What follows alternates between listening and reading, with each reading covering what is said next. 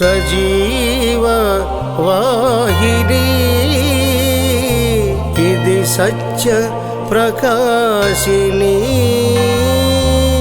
రీసెంట్గా మరి ఆ అమ్మాయి తన సాక్ష్యాన్ని చెప్పింది. క్లుప్తంగా నేను చెప్పి నేను వాక్యంలోనికి వెళ్తాను. ఆ అమ్మాయి సాక్ష్యం చెప్తూ ఏం చెప్పిందంటే, తను ఒక ఏథిస్ట్ల ఫ్యామిలీలో ఉంది. ఆ యొక్క తల్లిదండ్రులు కానీ ఆ అమ్మాయి కానీ దేవుడిని నమ్మని ఫ్యామిలీ, దేవుడు లేడని నమ్మే ఫ్యామిలీ, హేతువాదులుగా వాళ్ళు ఉంటూ ఉన్నారు. ఆ బిడ్డను అలానే పెంచారు. అయితే ఆ అమ్మాయి మరి చెప్తూ ఉంది, తన యొక్క 12వ సంవత్సరం నుంచి కూడా తన జీవితంలో ఎన్నోసార్లు తను సూసైడ్ చేసుకోవాలని అటెంప్ట్స్ చేసింది. దాదాపు 14 సార్లు ఆ అమ్మాయి 12 ఇయర్స్ నుంచి 19 ఇయర్స్ లోపల 14 సూసైడ్ అటెంప్ట్స్ చేసింది ఆ అమ్మాయి.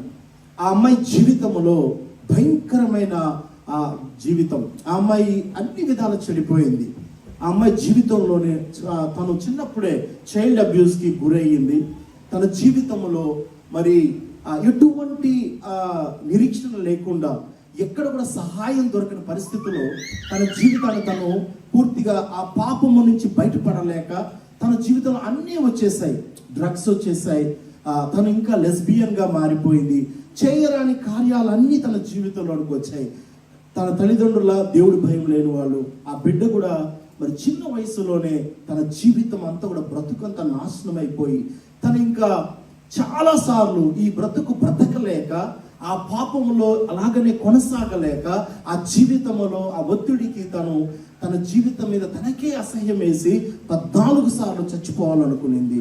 కానీ మరొకసారి ఆల్మోస్ట్ 15th టైం తను మరి చనిపోవాలని ప్రయత్నం చేసే సమయంలో ఫేస్బుక్ చూస్తూ ఉన్నప్పుడు ఒక వాక్యం తనను పట్టుకునింది. తను అప్పుడు దాకా తన జీవితంలో బైబిల్ ఎప్పుడు చదవలేదు. కానీ పౌలు అన్న మాటలు, నా శరీరంలో ఒక నియమం ఉంది, నేనేం చేయాలనుకుంటున్న దాన్ని నేను చేయలేకపోతున్నాను, ఏం చేయకూడదు అనుకుంటున్న దాన్ని చేస్తున్నాను అనే మాట తను చదివినప్పుడు తన జీవితానికి అది తాకింది. That is the first time తన జీవితంలో దేవుని వాక్యం తను చదివింది. అప్పుడు మొబైల్లోనే సెర్చ్ చేసి బైబిల్ చదవడం మొదలుపెట్టింది. ఆ బుక్ అంతా, ఆ అధ్యాయం అంతా చదివి ఆ అమ్మాయి రక్షింపబడింది. దేవునికి స్తోత్రం. 19th ఇయర్లో ఆ ఫేస్బుక్లో ఒక వచ్చిన దానికి నిజంగా నేను చాలా ఇన్స్పైర్ అయ్యాను. చాలా మంది మనము వర్సెస్ పోస్ట్ చేస్తూ ఉంటాం కదా, చాలాసార్లు అనిపిస్తుంది ఎందుకు మనం పోస్ట్ చేస్తున్నాం. కానీ చూడండి, ఎవరో ఒక వర్స్ పెట్టారు. ఆ వర్స్ ఆ బిడ్డ జీవితాన్ని, తన ప్రాణాన్ని కాపాడింది. తన ఆత్మను రక్షించుకోవడానికి దేవుడు ఆ ఫేస్బుక్ పోస్ట్ అలా వాడుకున్నాడు. దేవుడికి స్తోత్రం. ఆ బిడ్డ 19వ సంవత్సరంలో దేవుడిని నమ్ముకునింది. ఆ బిడ్డ జీవితం మారిపోయింది. ఈరోజు మొన్న రీసెంట్గా 2 weeks బ్యాక్ తను బాప్టిజం తీసుకొని సాక్ష్యం ఇచ్చింది. అందరూ ఎదుట ధైర్యంగా ఆ బిడ్డ సాక్ష్యం ఇచ్చింది. తల్లిదండ్రుల్లో దేవుని భయం లేదు, కుటుంబంలో దేవుని భయం లేదు, దేవుడే తెలియదు. ఈ రోజుల్లో ఇలాంటి మంది ఎంతమంది ఉన్నారో తెలియదు. ఈరోజు అడ్వాన్స్ సొసైటీ అంటున్నాం, మోడర్న్ సొసైటీ అంటున్నాం, సివిలైజ్డ్ అంటున్నాం. కానీ చేసే పనులు చాలా భయంకరమైన పనులు, చెప్పుకోవడానికి కూడా అసహ్యమైన, చాలా నీచమైన కార్యాలు ఈరోజు మనం చూస్తున్నాం. తల్లిదండ్రులకి భయం లేదు, బిడ్డలకి చెప్పేవాళ్ళు లేరు. పిల్లలు ఎలాంటి పనులు చేస్తున్నారో అని చూసేవాళ్ళు లేరు. భయంకరంగా పిల్లలు వారి జీవితాలు చిన్న వయసులోనే పాడైపోతున్నాయి. చాలా విషయాలు లేట్గా మనకి న్యూస్ పేపర్స్కి వస్తాయి. కానీ అంతకు ముందే ఎంతమంది జీవితాలు ఎలా నాశనం అయిపోతున్నాయి, ఎవరు వారిని కాపాడేవారు? దీనందరికీ కారణం ఏంటి? ఈరోజు లోకంలో ఎన్నో ఘోరాలు మనం చూస్తున్నాం, ఎన్నో ఘోరాలు. ఒక్కొక్కరు కొన్ని మరి ఒక నర్స్ గురించి నేను రీసెంట్గా ఎప్పుడో న్యూస్లో మీరు కూడా చదివి ఉంటారు. తను చాలా మందిని చంపేసింది. తన సర్వీస్లో చాలా మందిని చంపేసింది ఆమె. She killed many people. ఇలాగా ఒక్కొక్కరి జీవితాల గురించి మనకు బయటకు వస్తున్నప్పుడు ఎలా వాళ్ళు ఇలా బిహేవ్ చేయగలుగుతారు? కొంతమంది చిన్నపిల్లల్ని ఎంత సెక్షువల్గా హరాస్ చేసినట్టుగా ఒక బయటికి మంచిగా కనబడుతూ, ఈవెన్ ప్రీచింగ్లో మినిస్ట్రీలో ఉన్న వాళ్ళు కూడా కొన్ని జీవితాలు మనకు బయటకు వచ్చినప్పుడు, మానస్ట్రీలో ఇలాంటివి జరుగుతున్నాయి అన్నప్పుడు ఎలా ఉంటుంది మనకి?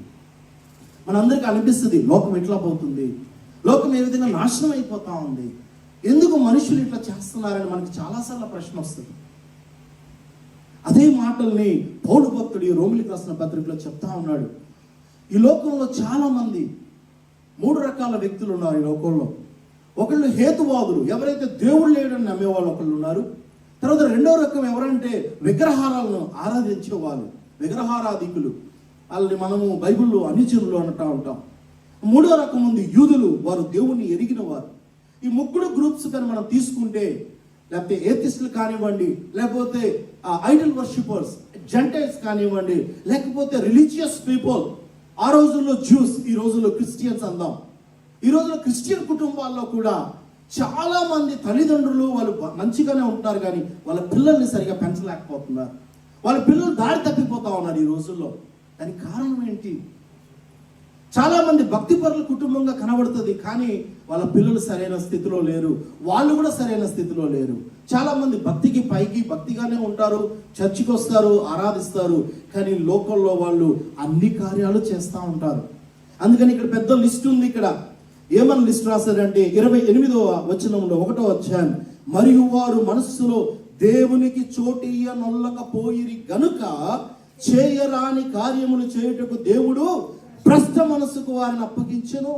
అండ్ ఆ తర్వాత పెద్ద లిస్ట్ ఉంది. ఆ తర్వాత ఆ భ్రష్ట మనసు ఎప్పుడైతే దేవుడు అప్పగిస్తాడో వారి జీవితాలు ఎట్టుంటాయంటే, అట్టి వారు సమస్తమైన దుర్నీతి చేత, దుష్టత్వము చేత, లోభము చేత, ఈర్ష్య చేత నిండుకొని మత్సరము, నరహత్య, కలహము, కపటము, వైరముతో నిండిన వారై, ఇంకా కొండగాండ్రును, అపవాదికులను, దేవదూషకులను, హింసకులను, అహంకారులను, భింకములాడు వారును, చెడ్డవాటిని కల్పించువారును, తల్లిదండ్రులకు అవిధేయులను, అవివేకులను, మాట తప్పు వారును, అనురాగ రహితులు, అనురాగమే ఉండదు, నిర్దయులై ఉన్నారు. ఎట్టి కార్యాలు అభ్యసించువారు మరణమునకు తగిన వారు అని దేవుని న్యాయ విధి బాగుగా వారు ఎరిగి ఉండి వాటిని చేయుచున్నారు. అది మాత్రమే గాక అభ్యసించు వారితో సంతోషముగా సమ్మతించుచున్నారు. భయంకరమైన లిస్ట్ ఇక్కడ ఉంది. మనం చాలా చూస్తాం. కొంతమంది జీవితాలలో వాళ్ళలో ప్రేమ ఉండదు అసలుకి. చాలా స్టోన్ హార్ట్ అంటారు. చాలా కఠినమైన హృదయం, దయ ఉండదు వాళ్ళకి, అనురాగ రహితులు. ఎంతగా వారు చూసినా కానీ తల్లిదండ్రుల మీద దయ చూపించారు, పిల్లల మీద దయ చూపించారు, వాళ్ళు ఎవరి మీద కూడా ప్రేమ అనురాగ రహితులుగా ఉంటారు. కొంతమంది చెడ్డవాటిని కల్పిస్తారు, మాట తప్పేవారు. చాలా లిస్ట్ ఉంది ఇక్కడ. అహంకారం, నరహత్య, ఇంకా చెప్పాలండి ఇవన్నీ కూడా మనం ఇప్పుడు నేను ఎక్స్ప్లెయిన్ చేయలేను కానీ that gives the gravity of sin. పాపము ఎంత ఘోరమైనది, ఎంత భయంకరంగా మనుషుల్ని ఈడ్చుకొని వెళ్తుంది. ఎప్పుడైతే మనిషిని దేవుడు సృష్టించినప్పుడు తన కోసం ఆయన సృష్టించుకున్నాడు. దేవుని తన రూపములో, తన స్వరూపములో ఆయన మహిమ కొరకు దేవుణ్ణి చేసుకున్నాడు. కానీ ఎప్పుడైతే దేవుని నుంచి మనిషి తొలగిపోతాడో వెంటనే ఆ వ్యక్తి ఏమైపోతాడు? సైతానుకు దాసుడైపోతాడు. ఆ వ్యక్తి భ్రష్ట మనస్సుకు అప్పగించబడి, భ్రష్ట మనస్సు చేత ఏడవబడి తన జీవితంలో ఈ యొక్క పాపాలన్నీ కూడా ఎంటర్ అయిపోతా ఉన్నాయి. ఒకదాని తర్వాత ఒకటి పాపం, ఒకదాని తర్వాత ఒక పాపం. ఫస్ట్ ఒక తప్పు చేసినప్పుడు కొంత భయం ఉంటుంది, కానీ ఆ తప్పు మీద మళ్ళీ తప్పు చేస్తా పోయినప్పుడు ఆ భయం ఇంకా ఉండదు. కొంతమంది నేరాలు చేస్తున్నప్పుడు అనిపిస్తుంది, ఎలా వీళ్ళు ఇన్ని మర్డర్స్ చేయగలిగారు. ఈ మధ్య నేను ఒక ఏదో చూశాను, ఒక దాంట్లో ఒక డాక్యుమెంటరీ అనుకుంటాను. తను ఆ సూసైడ్, తను ఒక కుకింగ్ ద్వారానే మరి తన ఫ్యామిలీ మొత్తాన్ని చంపేయడం జరిగింది, తన ఫ్యామిలీలో ఉన్న వాళ్ళందరినీ. అది నేను విన్నప్పుడు ఎలాగ మనుషులు ఇంత ఘోరంగా, ఇంత కఠినంగా ప్రవర్తించగలరు? ఎందుకంటే మనుషుల్లో అంత ద్వేషం ఉంది, మనుషుల్లో అంత ఈర్ష్య ఉంది, కపటం ఉంది. అంటే మనుషుల్ని నరహత్య చేయడానికి కూడా సిద్ధపడతా ఉన్నారు. ఇంతగా పాపంలోకి జనాలు వెళ్ళిపోవడానికి కారణం ఏంటయ్యా అంటే, చూడండి ఇక్కడ కొన్ని విషయాలు ఉన్నాయి. మొదటిగా వారు 21వ వచనం, దేవుని ఎరిగియు ఆయనను దేవునిగా మహిమపరచలేదు.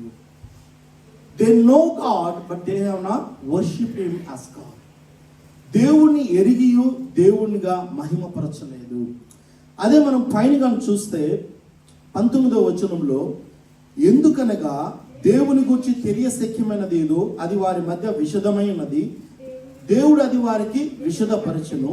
ఆయన అదృశ్య లక్షణాలు అనగా ఆయన నిత్యశక్తియు, దేవత్వమును, జగదుత్పత్తి మొదలుకొని సృష్టింపబడిన వస్తువులను ఆలోచించటం వలన తేటపడుచున్నవి కనుక వారు నిరుత్తరులై ఉన్నారు. చాలా మంది ఈరోజు దేవుడు ఎక్కడ ప్రూవ్ చేయండి, దేవుడు ఉన్నాడా అనడానికి ఏంటి ప్రూఫ్, ఏంటి ఎవిడెన్స్ అని ఈరోజు చాలా మంది అడుగుతున్నారు. ఇప్పుడున్న తరం, ఇప్పుడున్న జనరేషన్ ఇదే ప్రశ్న మీద వాళ్ళకి సమాధానం దొరక్క చర్చ్కి దూరం అయిపోతున్నారు. మెయిన్ లైన్ చర్చెస్లో యూత్ అంతా కూడా సంఘం నుంచి దూరం అయిపోయారు. కారణం because they don't know God, they don't believe in God.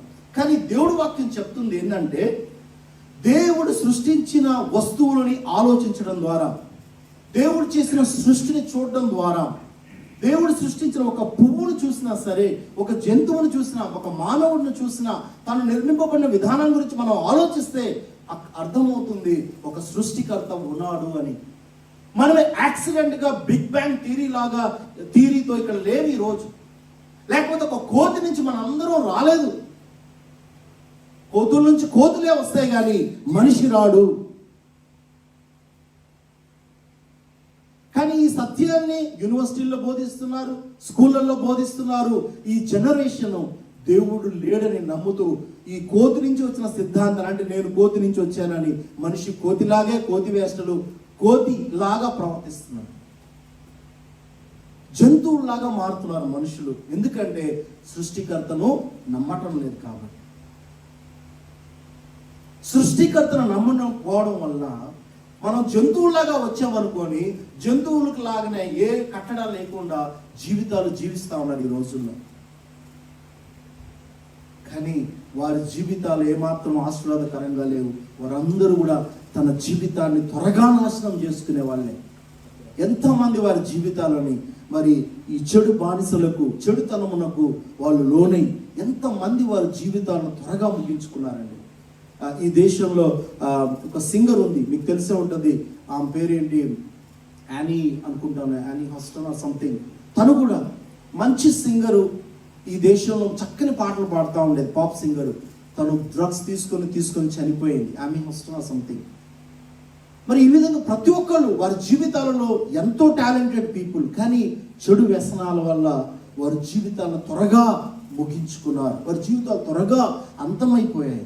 మంచి బ్రతుకులు మరి త్వరగా ముగిసిపోయాయి. కారణం ఏంటంటే దేవుడిని ఎరిగి కూడా ఆయనను మహింపరచకపోవడం, దేవుడిని మహింపరచకపోవడం, దేవుడికి తర్వాత కృతజ్ఞతాస్తుతులు చెల్లింపకపోవడం, కృతజ్ఞత లేని జీవితం.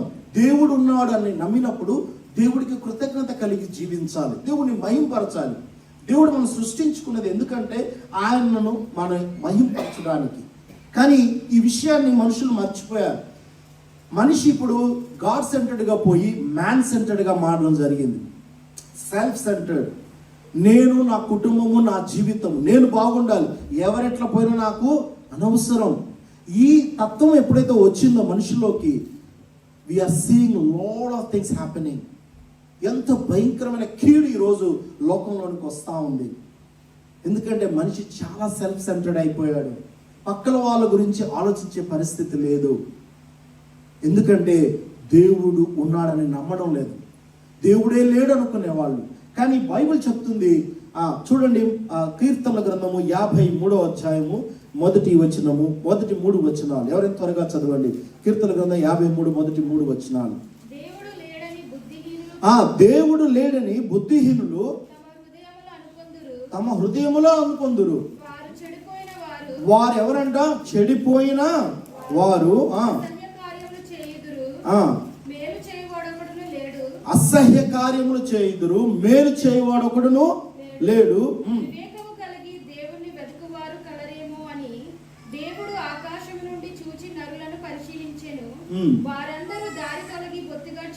బొత్తిగా చెడి ఉన్నారు, ఒక్కడును తప్పకుండా అందరూ చెడి ఉన్నారు. మేలు చేయువాడు ఎవడైనా లేడు, ఒక్కడును కూడా. This is the condition of human mankind. మనిషి యొక్క స్వభావం ఎలా ఉందంటే, దేవుడు లేడు అనుకొని బుద్ధిహీనంగా మన హృదయాలు అనుకొని ఎలా ఉన్నాడు? చెడిపోయి అసహ్య కార్యములను చేయించున్నాం. దేవుడు లేడు అనేవాడికి ఒక ప్రమాణం ఉండదు, ఇంకా ఒక కట్టడి ఉండదు. ఎందుకంటే ఎవరైతే దేవుడు ఉంటే దేవుడికి భయపడతారు. ఎవరైనా సరే, ఏ మతంలో ఉన్న వాళ్ళైనా కనీసం ఒక భయం ఉంటుంది. మనం చేసే పనులకి దేవుడు శిక్షిస్తాడు, నేనేమైనా తప్పు చేస్తే నరకానికి పోతానేమో అని ఏ మతంలో అయినా అదే భయం ఉంటుంది. కానీ దేవుడే లేడు అనుకునే వాడికి ఆ భయము లేదు. వాడు జీవించినంత కాలం చచ్చే లోపల నేను ఎంత చండాల పనులు చేయగలిగితే అన్ని చేసి చచ్చిపోదాం అనుకుంటాడే తప్పితే మంచి చేద్దాం, మేలు చేద్దాం, ఎవరికైనా సహాయపడదాం, ఎవరికైనా మేలు చేద్దామని ఎప్పుడు కూడా ఆలోచించడు. కానీ దేవుడి వాక్యం ఏమంటుందంటే, అలా అనే వాళ్ళకి ఒకటే ప్రశ్న. ఆయన సృష్టించబడిన వస్తువులను చూస్తే, if you can think about the created things, ఆయన క్రియేషన్ గురించి కానీ మరియు ఆలోచించినట్లయితే you can know that there is a God. నేను ఎప్పుడు కూడా పర్పస్ ఆఫ్ లైఫ్ అని దాని మీద జీవితం యొక్క ఉద్దేశం ఏదైనా ప్రాక్టికల్ టాక్స్ తీసుకుంటా ఉంటాను. అప్పుడప్పుడు నేను అప్పుడు జనాలకు చెప్తా ఉంటాను, మరి ఒకవేళ మనం కానీ యాదృచ్ఛికంగా అదేమంటారు బిగ్ బ్యాంగ్ థియరీ ద్వారానో ఎవల్యూషన్ ద్వారా వచ్చామనుకుందాం. అదే ఒక యాపిల్ ఐఫోన్ 15 Pro Max నా దగ్గర ఫోన్. మరి ఆ ఫోను అదే విధంగా బిగ్ బ్యాంగ్ ద్వారా వచ్చిందంటే మీరు ఎవరైనా నమ్ముతారా? ఎవల్యూషన్ ద్వారా ఆ ఫోన్ నా చేతిలోకి వచ్చిందంటే మీరు ఎవరైనా నమ్ముతారా? నమ్మలేరే. You can't believe that a phone can come into my hand through evolution of Big Bang. How can you believe that the human so complicatedly created, so complicated, every organ is so complicated, it's very hard to reproduce any of the organs. People are trying so desperately to produce some organs ni తయారు చేయాలని, వాటిని మనిషి life లాగా life, blood లాగా blood కృత్రిమంగా తయారు చేయాలని చాలా ప్రయత్నాలు చేస్తున్నారు. But it is very hard. It's so complicated. Our body is so complicated. So many bones, so many organs, ఎన్ని ఉన్నాయి మన బాడీలో. How can that come into existence by accident? ఒక బిగ్ బ్యాంగ్ ద్వారా ఎలా మనం ఉనికిలోకి రాగలం? మన తలంపులు, మన ఆలోచనలు, every one sitting here, we're all unique beings. మన ఫింగర్ ప్రింట్స్ డిఫరెంట్గా ఉన్నాయి, మన డిఎన్ఏస్ డిఫరెంట్గా ఉన్నాయి. We're all unique. Every iPhone కూడా, అది కూడా మ్యాక్ అడ్రస్తో యూనిక్ చేస్తారు దాన్ని కూడా. Every device is unique. దాన్ని చేయడానికి ఎంత కష్టం వాళ్ళకి. But how we are coming in to existence that uniquely. Everything is unique మన బాడీలో. మన స్వరం కూడా, it may look similar but it is still unique. Everything is unique. How uniquely we are created. అందుకని అంటాడు కీర్తనకారుడు, ఆ తల్లి గర్భములో నువ్వు నన్ను ఎంతగా ఆ యొక్క రహస్యమందు నన్ను సృష్టించిన విధానం నేను చూసినప్పుడు నాకు ఆశ్చర్యం కలుగుతూ ఉంది. God created us.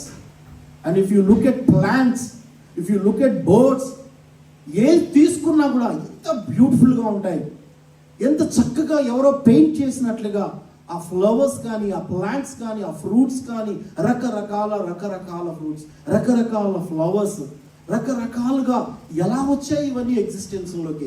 How can it be accident? దేవుని యొక్క ల్యాండ్స్కేప్ చూస్తున్నప్పుడు ఎంత బ్యూటిఫుల్గా ఉంటుంది ల్యాండ్స్కేప్. ఇవన్నీ చూస్తున్నప్పుడు, సృష్టిని చూస్తున్నప్పుడు, సృష్టి అందాలను చూస్తున్నప్పుడు, ఈ మధ్య ఇవి లైట్స్ వచ్చాయి కదా రీసెంట్గా, నార్దర్న్ లైట్స్ అని, ఎంతమంది ఎగబడ్డారు అవి చూడాలని. న్యాచురల్గా జరుగుతూ ఉన్నాయి అవంతా కూడా. ఒక గ్రేట్ పెయింటింగ్ లాగా ఆకాశమే మారిపోతూ ఉంది. ఇదంతా ఏంటి? ఇది సృష్టి కాదా?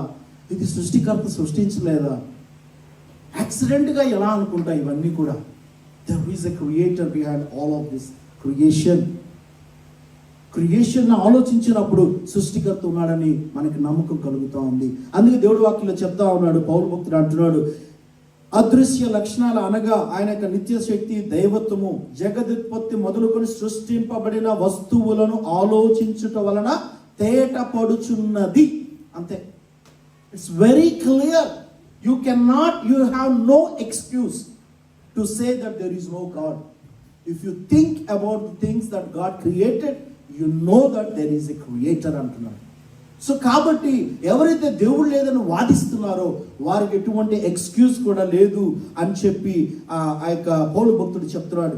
రెండవ రకంలోకి మనం వెళ్దాం. మరొకటి మనం చూసినట్లయితే చూడండి, 23వ వచనం.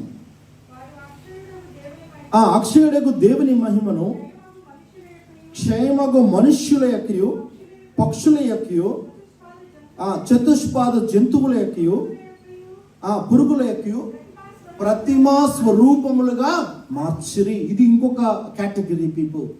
ఒక కేటగిరీ ఎవరంటే దేవుడు లేడని నమ్మేవారు. వారు ఆ రీతిగా వారి జీవితాలు ఎంతగానో చెడిపోయి ఉన్నారు. ఎందుకంటే వారికి దేవుడి మీద నమ్మకం లేదు. దేవుని సృష్టిని చూసినా కూడా అవన్నీ అర్థమవుతాయని తెలిసి కూడా తెలియనట్లుగా నటిస్తూ వారి జీవితాన్ని వాళ్ళు మోసం చేసుకుంటున్నారు. ఒక కేటగిరీ. రెండవ కేటగిరీకి మనం వస్తే వీళ్ళు ఎలాంటి వాళ్ళు అంటే దేవుని మహిమను దేనికి మార్చారు? సృష్టికి మారుస్తున్నారు. సృష్టింపబడిన జంతువులుగాను చతుష్పాద జంతువుల యొక్కయు పురుగుల యొక్కయు ప్రతిమా స్వరూపాలుగా మార్చి వాటిని దేవుడు అని చెప్తున్నారు. వాటిని పూజిస్తూ వచ్చాం. మనందరూ ఇక్కడ ఉన్న వాళ్ళ మన పూర్వీకులందరూ కూడా వాటిని పూజించిన వారే. ఆ యొక్క విగ్రహాలను పూజించిన వారే. జంతువు రూపంలో ఉన్న ఆ బొమ్మలను స్వరూపములను, పక్షుల రూపంలో ఉన్న స్వరూపములను, లేకపోతే చతుష్పాద జంతువు రూపంలో ఉన్న స్వరూపము, ప్రతిమ స్వరూపాలకి, ఆ ప్రతిమలకు వీళ్ళందరూ కూడా మన యొక్క పూర్వీకులందరూ కూడా ఆరాధించిన వారే.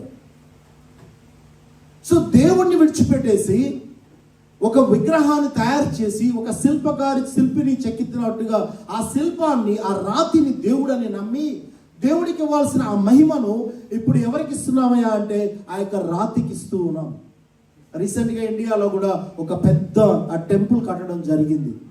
చాలా భయంకరంగా ఒక ఆ స్టోన్ నుంచి కార్వ్ చేశారు ఒక గాడ్గా. ఇప్పుడు దానికి ఎంత డబ్బు చెల్లించారు, దానికి ఎంతమంది వెళ్ళి దాన్ని ఆరాధిస్తూ వస్తున్నారు, ఎంతమంది ఆ రాయిని మొక్కుతూ ఉన్నారు. దేవుడికి చెందాల్సిన మహిమ, దేవుడికి చెందాల్సిన ఆరాధన ఎవరికి చెందుతుంది? ఒక రాయికి. ఒక మనుష్యుడు చేసిన ప్రతిమ, మనుష్యుడు చెక్కిన శిల్పం అది. ఒక మనుష్యుడు తన ఊహలో ఒక శిల్పాన్ని చెక్కితే ఆ శిల్పమే దేవుడని, దాంట్లో దేవుడు ఉన్నాడని దాన్ని ఆరాధిస్తూ దాన్ని మహిమపరుస్తూ దానికి వాళ్ళు సాష్టాంగ పడుతూ ఉన్నారు.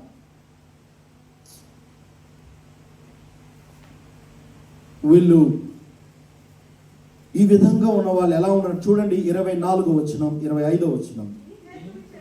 ఈ హేతువు చేత వారి హృదయముల దురాశను అనుసరించి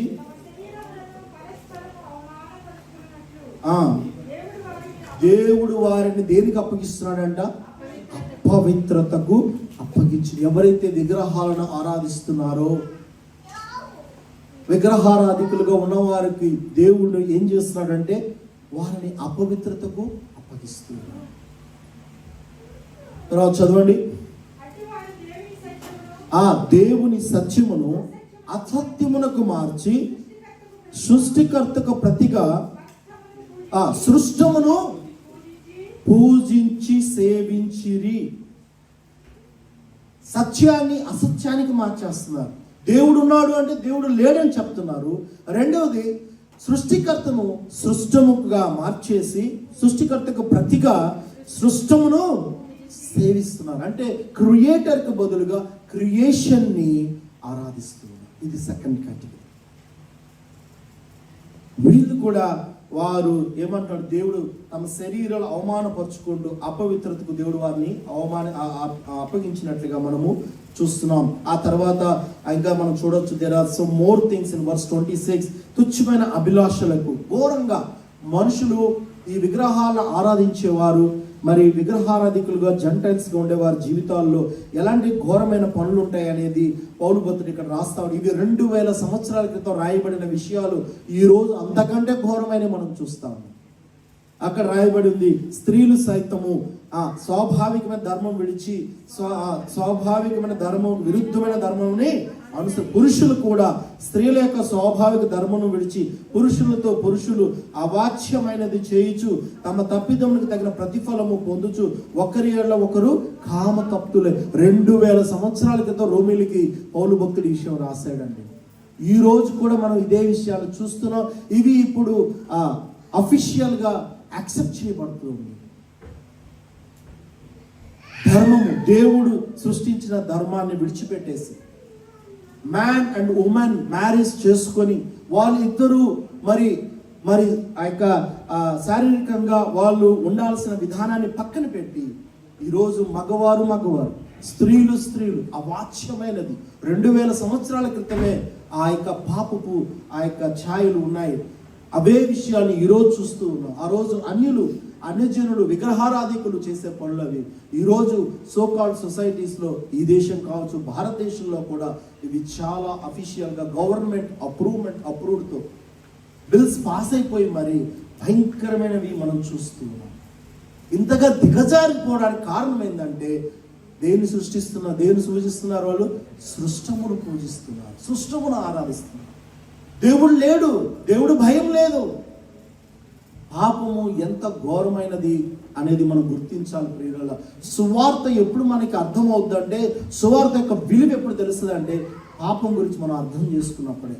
ఎప్పుడైతే పాపం గురించి మనకు అర్థం కాదో, మనం అంతా బాగానే ఉన్నాం, మనం మంచిగా ఉన్నాను, నేను అన్నీ మంచిగానే చేస్తున్నాను, నేను చాలా సహాయం చేస్తాను, నేను చాలా మందికి హెల్ప్ చేస్తాను, నేను ఎప్పుడు తప్పు మాట్లాడను, అబద్ధం మాట్లాడను, సినిమాలు చూడను, సిగరెట్లు తాగను, ఇలా చాలా మంది అనుకుంటా ఉంటారు.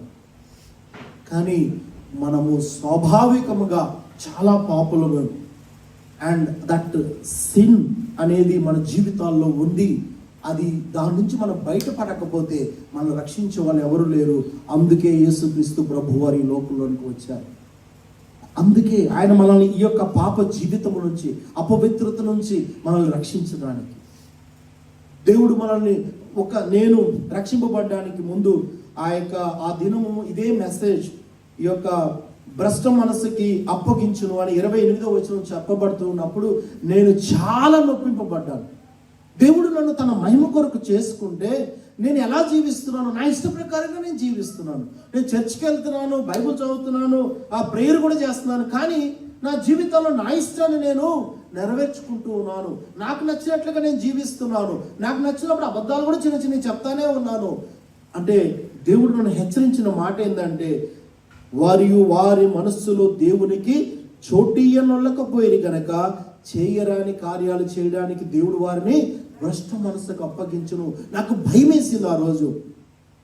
భ్రష్ట మనసుకు దేవుడు నన్ను అప్పగిస్తే నేను ఏమైపోతాను, నా జీవితం ఏమైపోతుంది అని చెప్పి ఆ రోజు మోకాళ్ళు వేసి ప్రార్థించి దేవుడిని నా హృదయంలో చేర్చుకున్నాను. అప్పటి వరకు నేను క్రిస్టియన్నే, చాలా చక్కగా ప్రార్థన చేసేవాడిని. కానీ నాలో నిజమైన పరివర్తన లేదు. నిజంగా నేను దేవుడికి చోటు ఇవ్వలేదు. కానీ ఏ రోజైతే ఆ చోటు ఇచ్చానో అప్పుడు నా మనసు తేలికపడింది. అప్పుడు నా జీవితంలో సంతోషం, నెమ్మది వచ్చింది. అప్పటి నుంచి నా జీవితం మారిపోయేది. అప్పుడు వరకు ఉన్నది పైనే, కానీ లోతైన అనుభవంలోనికి ఆ రోజే ప్రవేశించాను. ఒక భయము, ఇందాక మనం చదువుకున్నాం, అపవిత్రతకి అప్పగించను. రెండవది భ్రష్ట మనస్సుకి అప్పగించను. ఆలోచించండి ప్రియులారా, ఒకవేళ కానీ నువ్వు దేవుడికి దూరం అయిపోతా, దేవుడికి చోటు ఇవ్వకుండా, దేవుడిని గురించి నువ్వు ఆలోచించకుండా నువ్వు అలా జీవిస్తా ఉన్నావు అనుకోండి, ఒకవేళ దేవుడిని నా వదిలిపెడితే నీ జీవితం ఏమైపోతావు ఆలోచించండి. చాలా మంది ఇక్కడ కూర్చున్న వాళ్ళము ఇంకా ఇక్కడ ఉన్నామంటే అది దేవుని కృప, మన మంచితనం కాదండి. నువ్వేదో మంచితనం చేసావు, నువ్వు ఇక్కడ కూర్చొని లేవు ఈరోజు. బికాస్ గాడ్ ఈస్ గ్రేషియస్ అంటూ you, because God loves you. దేవుడు నిన్ను ప్రేమిస్తున్నాడు కాబట్టి, దేవుడు నీ మీద కృప చూపిస్తున్నాడు కాబట్టి, నువ్వు ఎలాగున్నా, నువ్వు ఎలాంటి పనులు చేసినా, నువ్వు వారం అంతా ఎలా తిరిగినా నువ్వు ఈరోజు వచ్చి ఇక్కడ కూర్చోగలుగుతున్నావు అంటే అది దేవుని కృప. అంతేకాని ఇట్స్ నాట్ యువర్ రైచియస్నెస్, నీ నీతి కాదు, నీ మంచి క్రియలు కాదు, నీ భక్తి కాదు, దేవుని కృప. 3వ రకంలోకి వెళ్దాం. 2వ అధ్యాయం అంతా కూడా 3వ రకం గురించి చెప్పబడింది. భక్తి పరుల గురించి, మతంలో మతాసక్తి కలిగిన యూతుల గురించి చెప్పడం జరిగింది. 2వ అధ్యాయంలో అంటాడు, 17వ వచనం చదువుదాం. నువ్వు యూదుడు అని పేరు పెట్టుకొని ధర్మశాస్త్రాన్ని ఆశ్రయించి దేవుని యందు అతిశయించుచున్నావు కావా? ఆయన చిత్తమేరిగి ధర్మశాస్త్రం ఉపదేశం పొందినవాడు శ్రేష్టమైన వాటిని మెచ్చుకొనుచున్నావు కావా? క్వశ్చన్ మార్క్స్ అండి ఇవన్నీ. జ్ఞాన సత్య రూపమైన ధర్మశాస్త్రం గలవాడై ఉండి నేను గుడ్డి వారికి త్రోవ చూపువాడును, చీకట్లో ఉన్న వారికి వెలుగును, బుద్ధిహీనులకు శిక్షకుడును, బాలులకు ఉపాధ్యుడైన నీ అంతట నీవే ధైర్యం వహించుకొనుచున్నావు కావా? 3వ క్వశ్చన్. ఈ 3 నువ్వు చేస్తా ఉన్నావు. ఎదుటి వానికి బోధించు నీవు నీకు నీవే బోధించుకొనవా? నీకు నీవే బోధించుకొనవా? దొంగిలిద్దని ప్రకటించు నీవు దొంగిలించదవా? వ్యభిచరించొద్దని ప్రకటించే నీవు వ్యభిచరించదవా? విగ్రహం అసహించుకునే నీవు గుళ్ళను దోచెదవా? ధర్మశాస్త్రం అసహించు నీవు ధర్మశాస్త్రం మీరుట వలన దేవుని అవమానపరచెదవా? This is about religious people. ఆ రోజుల్లో యూదులతో మాట్లాడాడు, ఈరోజు క్రిస్టియన్స్తో మాట్లాడుతున్నాడు. మనకు బైబిల్ తెలుసు, వాక్యం తెలుసు, వాక్యం బోధిస్తూ కూడా ఉండొచ్చు. కానీ బోధించే నువ్వు వెళ్ళి మళ్ళీ అవే పనులు చేసావు అనుకోండి, దొంగిలించొద్దని చెప్తావు, నువ్వు వెళ్ళి చర్చిలో డబ్బులు కొట్టేస్తావు. ఆఫరింగ్స్ ఎవరైనా ఇస్తే ఎవరికి చెప్పకుండా దాచిపెట్టేసుకుంటావు, లేకపోతే దేవుడి డబ్బుని లెక్క లేకుండా వాడేసుకుంటావు. ఎంతమంది లేరు ఈ రోజుల్లో వాక్యం చెప్పేవాళ్ళు? వ్యభిచరించొద్దని చెప్తారు వాక్యము, వెళ్ళి వాళ్ళు ఎక్స్టర్నల్ అఫైర్స్ పాస్టర్సే పెట్టుకుంటున్నారు ఈ రోజుల్లో. వాళ్ళు న్యూస్ పేపర్లకు ఎక్కి ఫలానా పాస్టర్ ఇట్లా చేశాడు, ఫలానా పాస్టర్ ఇట్లా చేశాడని న్యూస్ పేపర్లకు ఎక్కుతున్నారు. ఎందుకు ఇలా జరుగుతుంది?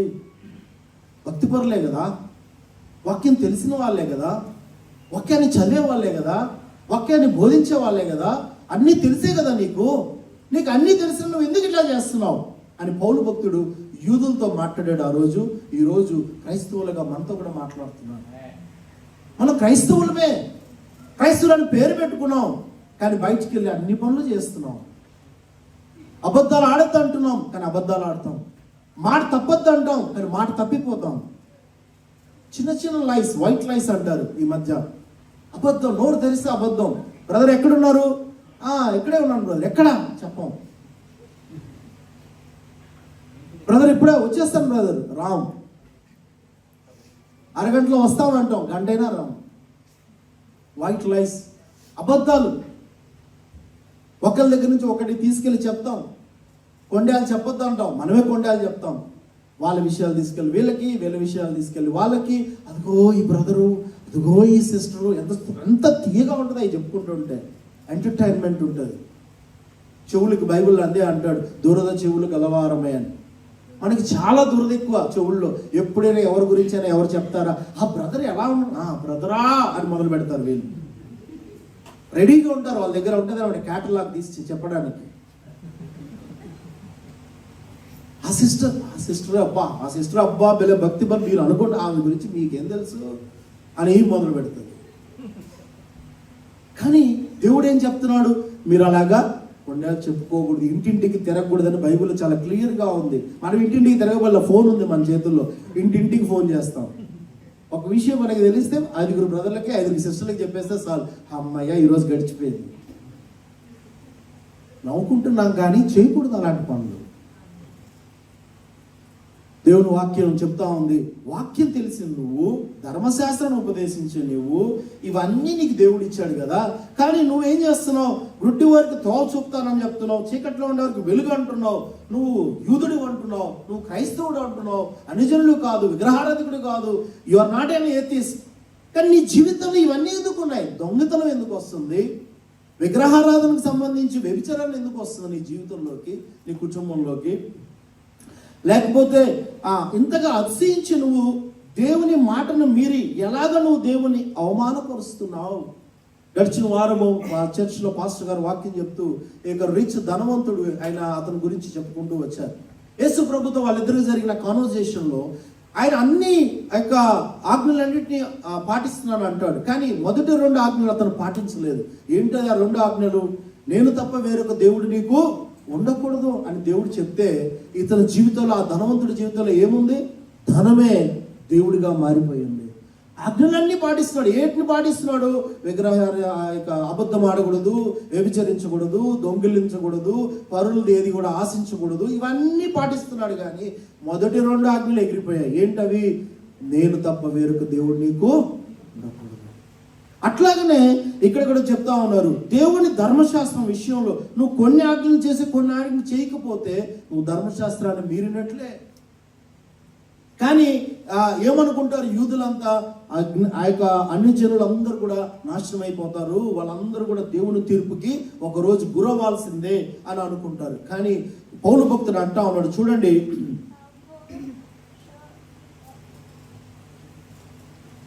2వ అధ్యాయము మొదటి 2 వచనాలు. మొదటి వచనం.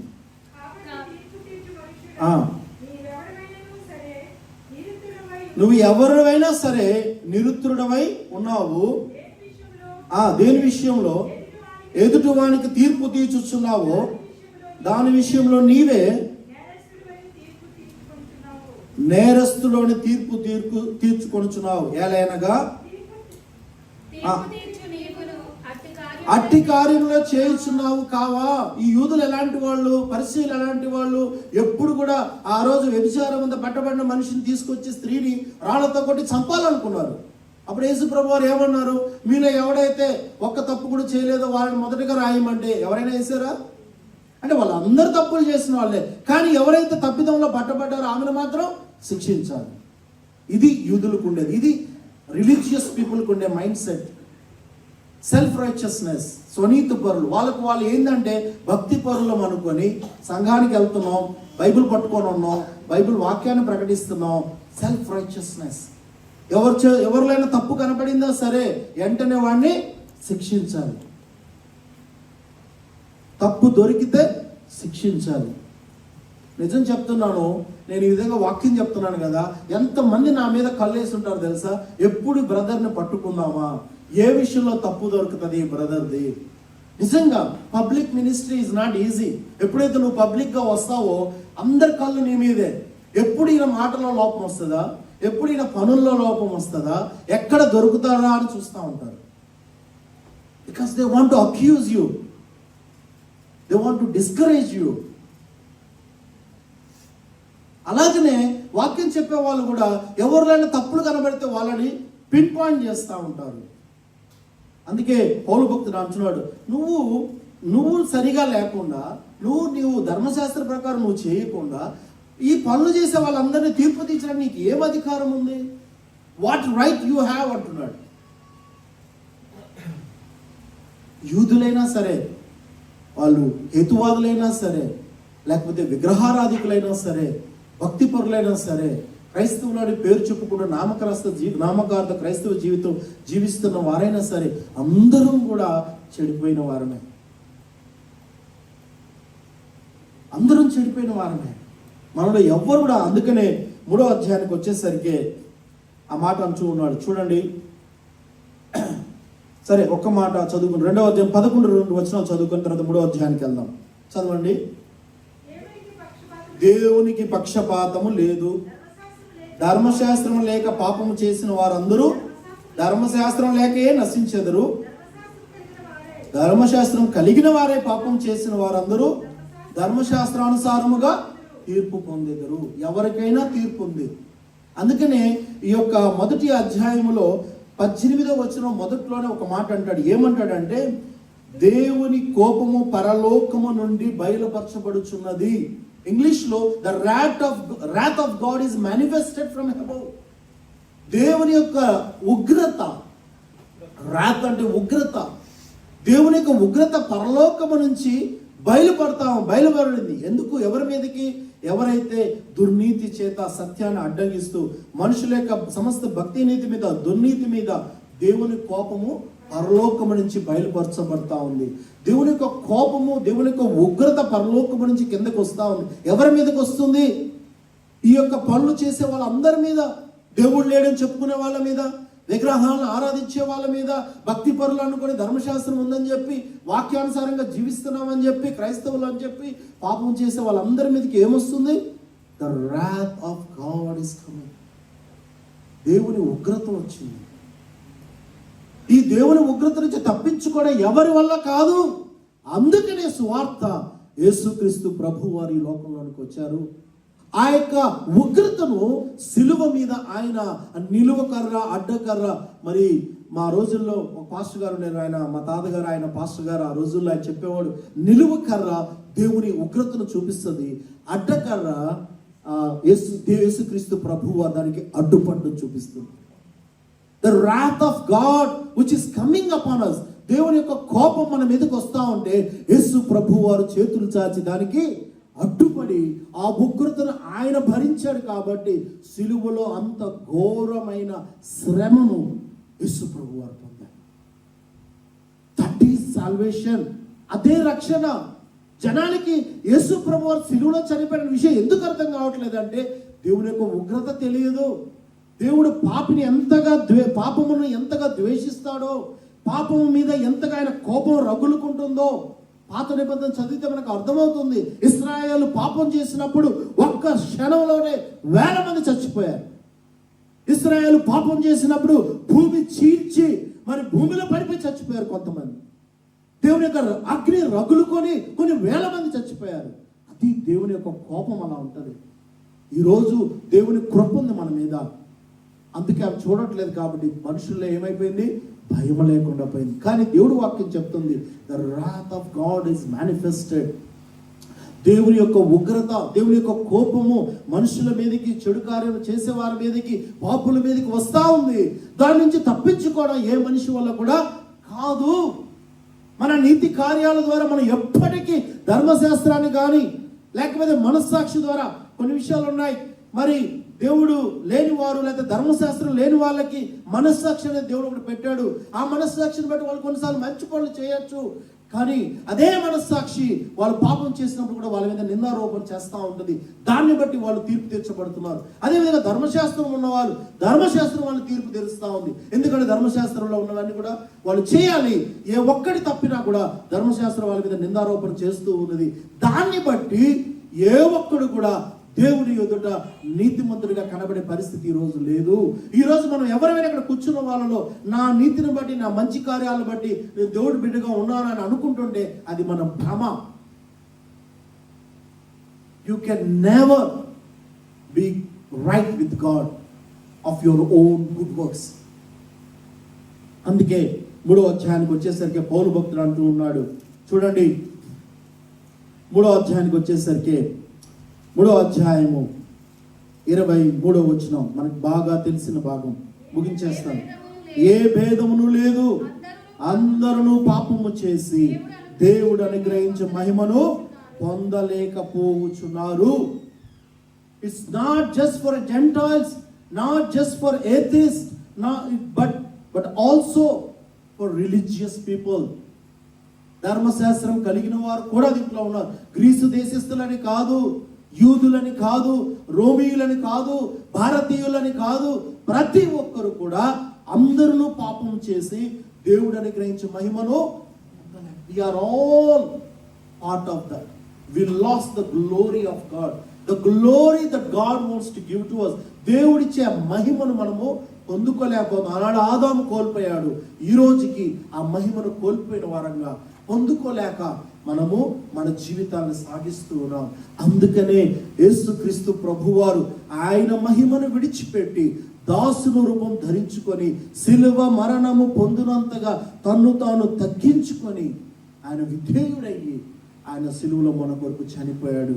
అందును బట్టి మరి పౌలు భక్తుడు అంటా ఉన్నాడు, కాబట్టి 24వ వచనం, నమ్మువారు ఆయన కృప చేతనే క్రీస్తు యేసునందలి విమోచనము ద్వారా ఉచితముగా నీతిమంతులను తీర్చబడుచున్నారు. హల్లెలూయా. దేవునికి స్తోత్రం, దేవునికి స్తోత్రం కలుగును గాక. ఎందుకంటే నమ్మువారు కేవలం కృప చేతనే, only by the grace of God alone. మన మంచితనాన్ని బట్టి కాదండి ప్రియులారా, it's the grace of God that saving you. దేవుడు తన కృప చేత మనం రక్షిస్తా ఉన్నాడు. మనం పొందవలసిన శిక్ష, మనము పొందవలసిన ఆ తీర్పుని యేసుక్రీస్తు ప్రభువారు శిలువ మీద పొందినారు. కాబట్టి ఆయన యందు విశ్వాసం ఉంచుట ద్వారా, this is the second thing. First thing is the grace, second is faith alone. విశ్వాసము ద్వారానే, నువ్వు చేసే మంచి పనుల వల్ల కాదు, నువ్వు చేసే ఉపవాస ప్రార్థనల వల్ల కాదు, నువ్వు చదివే బైబిల్ జ్ఞానాన్ని బట్టి కాదు. చాలా మందికి కొన్ని దినాలు ఉపవాస ప్రార్థన చేశాక ఒక నీతి వస్తుంది, నేను 10 రోజులు ఉపవాసం ఉన్నాను, నేను 40 రోజులు ఉపవాసం ఉన్నాను కాబట్టి దేవుడు నన్ను యాక్సెప్ట్ చేస్తాడు. No, God accepts you because of Lord Jesus Christ. యేసుక్రీస్తు ప్రభు వారు సిలువలో చనిపోయారు కాబట్టి, ఆయన రక్తాన్ని కార్చారు కాబట్టి, దాని యందు నువ్వు విశ్వాసం ఉంచావు కాబట్టి దేవుడు నిన్ను యాక్సెప్ట్ చేస్తున్నాడు. You have access to God because of Lord Jesus Christ. We have access to God because of Jesus Christ, because of the cross, because of the blood of Jesus Christ, because of the body of Christ. యేసుక్రీస్తు వారి రక్తమును బట్టి, ఆయన శరీరాన్ని బట్టి, ఆయన సిలువలో ఆయన చనిపోవడాన్ని బట్టి, ఆయనను బట్టి మాత్రమే మనకి దేవుని యొద్దకు మనం రాగలుగుతున్నాము, దేవునితో సమాధాన పడగలుగుతున్నాము, నీతిమంతులుగా పిలువబడుతున్నాం. అంతే తప్ప మన పుణ్య కార్యాల వలన కాదు. అంటే పుణ్యకార్యాలు చేయొద్దా, సత్క్రియలు చేయొద్దా అంటే సత్క్రియలు చేయడానికి దేవుడు రక్షించుకోడు, కానీ సత్క్రియలను బట్టి నువ్వు రక్షింపబడట్లేదు. నువ్వు చేసే మంచి కార్యాలను బట్టి దేవుడు నిన్ను ఆయన బిడ్డగా చేసుకోవడం లేదు. కానీ నువ్వు ఆయన బిడ్డగా మారావు కాబట్టి నువ్వేం చేస్తావు? సత్క్రియలు చేస్తావు, పుణ్యకార్యాలు చేస్తావు, ఇతరులకి సహాయపడతావు, ప్రార్థిస్తావు, ప్రేమిస్తావు, సహిస్తావు, విధేయత చూపిస్తావు. ఇవన్నీ కూడా by products of your salvation. నువ్వు రక్షింపబడ్డావు అనే దానికి ఇవన్నీ కూడా అవి సూచనలు. అంతే తప్ప వాటిని బట్టి నువ్వు రక్షింపబడవు, దేవుడి చేత యాక్సెప్ట్ చేయబడవు. That is what Paul is saying in these 3 chapters. ఇంకా చాలా ఉన్నాయి చెప్పాలనుకుంటే, కానీ I want to close it. మరొక చూడండి, అక్కడే 24వ వచనం చదివేము, చదవండి, కంటిన్యూ చేద్దాం. 25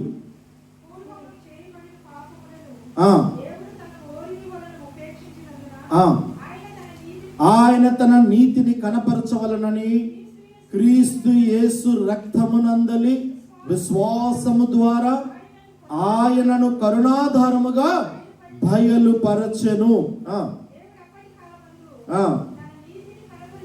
తన నీతిని కనపరచు నిమిత్తం తాను నీతిమంతుడు తీర్చువాడునై ఉండుటకు ఆయన అలాగు చేసెను. ఎందుకు యేసుక్రీస్తు ప్రభువారు ఈ లోకంలోకి పంపించాడు?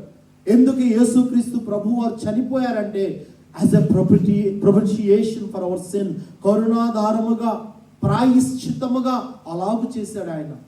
మనల్ని నీతిమంతులను చేయడానికి యేసుక్రీస్తు ప్రభువారు రక్తమందు విశ్వాసము ద్వారా మనకు ఆయన నీతిమంతులుగా మనం చేస్తున్నాడు. మనల్ని సమాధానకరముగా బయలుపరిచాడు ఆయన. He is doing the propitiation for our sins. English లో మనం చూద్దాం ఆ విషయాన్ని. 26వ వచనం, it was to show his righteousness at the present time so that he might be just and justifier of the one who has faith in Jesus. 25 గా చదివితే, whom God put forth as a propitiation by his blood to be received by faith. This was to show God's righteousness because in his divine forbearance he had passed over former sins. గత కాలములో పాపములను ఆయన ఉపేక్షించాడు, కానీ ఇప్పుడేం చేస్తున్నాడు ఆయన?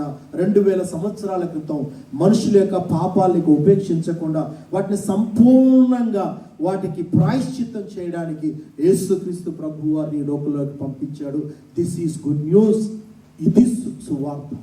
ఈ పాపము గురించిన ఈ అవగాహన అంతా లేకపోతే, పాపముల గురించి మనం ఎంతగా భ్రష్టమైపోయామో, మనం ఎంతగా చెడిపోయామో, మన హృదయం ఎంత భయంకరమైనదో, మనం ఎంత పాపులమో మనకు తెలియకపోతే, యేసుక్రీస్తు ప్రభువు వారు ఎందుకు చనిపోయారో, ఎందుకు ఈ లోకంలోకి వచ్చారో, ఈ సువార్త ఏంటి, ఈ సువార్తంలో ఉన్న మర్మం ఏంటి, దీంట్లో ఉన్న భాగ్యం ఏంటి మనకు అర్థం కాదు. అందుకే పౌలు భక్తుడు ఇన్ని అధ్యాయాల్లో ఆయన ఇంకా ఈ రోమీయుల పత్రిక మనం ముందుకు వెళ్తాం, ఇంకా అనేక విషయాలు చూడబోతూ ఉంటాం. But I want to conclude today. మరి ఈ విధంగా 3 రకాల మనుషులు మనం చూసాం. 3 రకాల మనుషులు. మరి ఇక్కడ కూర్చున్న వాళ్ళలో కానీ, ఆన్లైన్లో చూస్తున్న వాళ్ళు కానీ, ఎవరైనా సరే నువ్వు ఇంకా దేవుడు లేడనుకుంటున్నావేమో, బుద్ధిహీనుడు అంటుంది బైబిల్లో. దేవుడు ఉన్నాడు కాబట్టి ఆయన సృష్టించబడిన వస్తువుల్ని ఆలోచించడం వల్ల నువ్వు దేవుని ఎరగడానికి దేవుడు అవకాశం ఇచ్చాడు. అయినా నువ్వు దేవుడు కాదని నెట్టేస్తుంటే అది నీ యొక్క పాపం, అది నీ అవిధేయత మాత్రమే. రెండవది, దేవుడు అని సృష్టికర్త అయిన దేవుణ్ణి నువ్వు సృష్టముగా మార్చేసి ఒక ప్రతిమకు నువ్వు ఆరాధిస్తున్నావేమో. చాలాసార్లు విగ్రహాలంటే మన జీవితాలలో విగ్రహం లేకపోవచ్చు, కానీ ఒక్కొక్కసారి మన కెరీర్ విగ్రహం అయిపోతుంది, మనకి మనీ విగ్రహం అయిపోతుంది, ధనం సంపాదించాలన్న ఆశ, లేకపోతే పేరు ప్రతిష్టలు విగ్రహం అయిపోతాయి. You want to become famous, popular అయిపోవాలని ఆశపడతా ఉండి దేవుడి కంటే నిన్ను నువ్వు మహిమపరచుకోవడం మొదలు పెడితే అది నీ జీవితంలో విగ్రహంగా మారిపోతుంది.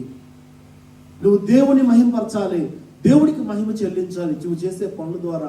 కానీ if you want to get glory for yourself, that means you are putting in place of God.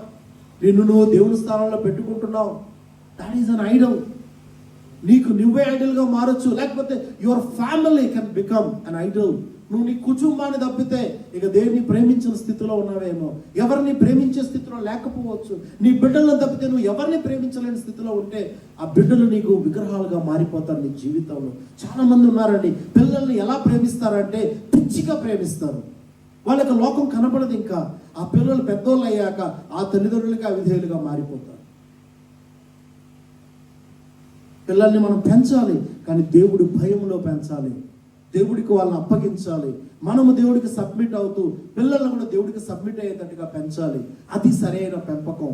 మనం ప్రేమించాలి అని, ప్రేమ అంటే వాళ్ళు ఏం చేసినా సరే అని వాళ్ళని వదిలిపెట్టడం కాదు ప్రేమ. సరైన ప్రేమ ఏంటంటే వారికి దేవుడిని పరిచయం చేసిన వాళ్ళే నిజంగా పిల్లల్ని ప్రేమించే తల్లిదండ్రులు. నువ్వు నిజంగా నీ పిల్లలను ప్రేమిస్తున్న వాడవైతే ఎంత త్వరగా వీలైతే అంత త్వరగా ఆ పిల్లలకు నువ్వు దేవుని పరిచయం చేస్తావు. ఒకవేళ నీ భార్య దేవునితో సరిగా లేకపోతే నీ భార్య దేవుళ్ళకి నడిపిస్తావు నువ్వు. అది ప్రేమ అంటే. ప్రేమ అంటే వాళ్ళు అడిగినంత చేయడం కాదండి, నువ్వు దేవుడిని వాళ్ళకి పరిచయం చేయాలి.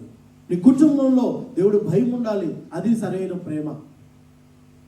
అంతేకాని వాళ్ళు అడిగిందల్లా చేస్తూ అన్నిటికీ ఎస్ చెప్తూ వాళ్ళు తప్పులు చేస్తున్న వాటిని కరెక్ట్ చేయకుండా ఉంటే that means you are not loving them. They have become, నీ జీవితంలో వారు ఒక ఐడల్గా మారిపోయాడు. నువ్వు దేవుడి భయం ఉన్నప్పుడు నీ బిడ్డలకు కూడా అదే నేర్పిస్తావు. సో నీ జీవితంలో ఏదైనా అవ్వచ్చు. మూడవదిగా చూసాం స్వనీతి, ధర్మశాస్త్రము. ఒకవేళ మనం క్రైస్తవులుగా ఉండొచ్చు, వాక్యం తెలిసి ఉండొచ్చు, సంఘంలో ఎంతో కాలం నుంచి ఉండొచ్చు, సంఘానికి వస్తూ ఉండొచ్చు, కానీ మనం కానీ స్వనీతి చేత గర్వపడుతూ ఉంటే, ఎదుటోళ్ళలో తప్పులు ఎతుకుతూ మనమే మెచ్చుకుంటా ఉంటే, నేను వాళ్ళకంటే బాగా ఉన్నాను, వాళ్ళు చేసే తప్పులు నేను చెయ్యట్లేదు, ఆ బ్రదర్ లాగా నేను లేను, ఆ సిస్టర్ లాగా నేను లేను, నేను చాలా పవిత్రురాలని, నేను ఎన్నిసార్లు ప్రార్థన చేస్తాను రోజుకి, నేను ఎన్నిసార్లు ఉపవాసం ఉంటాను అని నువ్వు నిన్ను మెచ్చుకుంటున్నావంటే అది కూడా బైబిల్లో చెప్పబడింది. అది స్వనీతి. There is nothing, there is no merit of ours. మన గుడ్ వర్క్స్ ఎక్కడ కూడా దేవుడి సన్నిధిలో మనల్ని నీతిమంతులుగా ప్రెజెంట్ చేయలేవు. There is only one righteousness, that is Lord Jesus Christ. And ఎవరైతే ఆయన యందు విశ్వాసం ఉంచుతారో వారు చదవండి చివరిగా మూడో అధ్యాయములో మనం చదివే ఇందాకనే 24వ వచనంలో 22 చదువుదాం. అది యేసు క్రీస్తునందలి విశ్వాసం మూలమునదై నమ్ము వారికి అందరికి కలుగు దేవుని నీతి అయి ఉన్నది. This is righteousness. It is only by faith. విశ్వాసం కలిగి ఉన్నప్పుడు, యేసు ప్రభువునందు విశ్వసిస్తే వచ్చే నీతి, అది సరైన నీతి. అంతేగాని మన యొక్క మరి కార్యాల వల్ల వచ్చేది కాదు, మన యొక్క మంచి బిహేవియర్ వల్ల వచ్చేది కాదు, మన యొక్క చర్చ్ అటెండెన్స్ వల్ల వచ్చేది కాదు, మనం చర్చికి వెళ్ళే గివింగ్స్ని బట్టి వచ్చేది కాదు. చాలా మందికి ఒపీనియన్ ఉంటుంది, నేను కానీ డబ్బులు ఇస్తా ఉంటే చర్చికి బ్లెస్సింగ్ వచ్చేస్తుంది, నాకు బ్లెస్సింగ్ వచ్చేస్తుంది. అవన్నీ మనం చేయాలి, కానీ వాటి వల్ల మనకి నీతి మాత్రం రాదు. నీతి రావాలంటే ఎలా వస్తుంది అంటే by faith alone and by grace alone. కాబట్టి చివరిగా 30వ వచనం, దేవుడు ఒకడే కనుక ఆయన సున్నతి గలవారిని విశ్వాసం మూలముగాను సున్నతి లేని వారిని విశ్వాసము ద్వారాను నీతిమంతులుగా తీర్చును. కానీ సున్నతి కలిగిన వారు కూడా విశ్వాసం మూలంగానే మరి నీతిమంతులుగా తీర్చబడుతున్నారు. మరి సున్నతి లేని వారు కూడా విశ్వాసం మూలంగానే నీతిమంతులుగా తీర్చబడు. మనం కానీ 4వ అధ్యాయం నుంచి తర్వాత మనం చూసుకోబోతాం ఎలాగ విశ్వాసము ద్వారా ఆనాడు అబ్రహాము వీళ్ళందరూ నీతిమంతులుగా తీర్చబడ్డారనే విషయాల్ని మనం రాబోయే రోజుల్లో చూసుకోబోతూ ఉన్నాం. కాబట్టి ధర్మశాస్త్రం ఉన్నా, వాక్యం ఉన్నా, బైబిల్ ఉన్నా, నువ్వు క్రిస్టియన్ కాకపోయినా, నువ్వు హేతువాదివైనా, ఏతిష్టువైనా, ఎవరైనా సరే అందరూ పాపం చేశారు. అందరూ కూడా విశ్వాసం ద్వారా మాత్రమే నీతిమంతులుగా చేయబడుదురు. దేవునికి స్తోత్రం కలుగును గాక. కళ్ళు మూసుకుందాం, ప్రార్థన చేసుకుందాం. పరిశుద్ధుడైన దేవా, మా ప్రభువా, మీ నామమునకు వందనాలు స్తోత్రాలు చెల్లిస్తూ ఉన్నాం. దేవా, భయంకరమైన పాపపు జీవితము నాయన, భయంకరమైనది పాపము. ఆ పాపము మమ్మల్ని భయంకరమైన చోట్లకి తీసుకుని వెళ్తుంది, చేయరాని కార్యాలు చేయడానికి మమ్మల్ని ప్రేరేపిస్తుంది. అలాంటి బ్రతుకు నుంచి ప్రభువా మీరు మమ్మల్ని రక్షించారయ్యా. మీరు మా జీవితాల్లో వెలుగు నింపారు అయ్యా. మీరు మా కొరకు ఈ లోకంలోనికి వచ్చారు, మా కొరకు మీ రక్తాన్ని కార్చారు అయ్యా. సిలువ మీద మేము పొందాల్సిన ఆ శిక్షను, ఆ ఘోరమైన శిక్షను ప్రభువా మీరు సిలువలో పొందారు.